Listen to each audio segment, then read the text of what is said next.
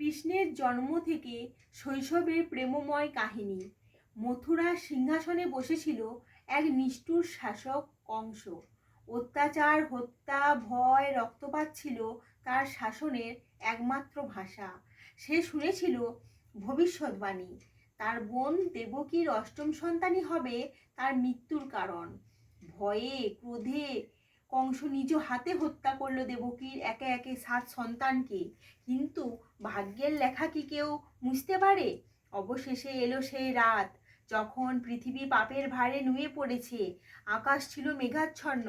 তখন কারাগারের ভিতর শিকল দিয়ে বাঁধা বাবা মা অপেক্ষা করছিলেন সেই আলোটুকুর জন্য। মধ্যরাতে জন্ম নিলেন নীলবর্ণের এক শিশু, চোখে তার অসীম করুণা, হাসিতে অশেষ শান্তি। সে হলো আমাদের নন্দলাল, শ্রীকৃষ্ণ।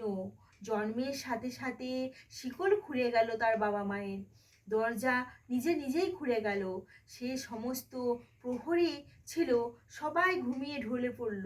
বাসুদেব মাথায় তুলে নিলেন, শুরু হলো এক অলৌকিক যাত্রা। বর্ষা উত্তাল যমুনার মাঝে শেষ নাগ নিজের ফোনা মেলে শিশুকে বৃষ্টির থেকে রক্ষা করলেন। মা যমুনা পথ করে দিলেন প্রচণ্ড ঢেউয়ের মাঝে। বসুদেব তার শিশু পুত্রকে নিয়ে এগিয়ে গেলেন। যেখানে শিশুটি বড় হলো আমাদের প্রিয় গোপাল। মাখনের ঘ্রাণে দৌড়ে যাওয়া বালক ছিলেন তিনি।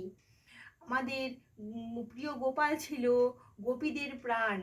বাঁশির সুরে বৃন্দাবন মাতিয়ে তুলতে তুলতে তিনি একদিন বড় হয়ে উঠলেন।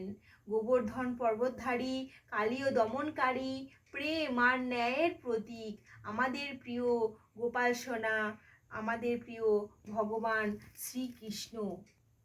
নমস্কার।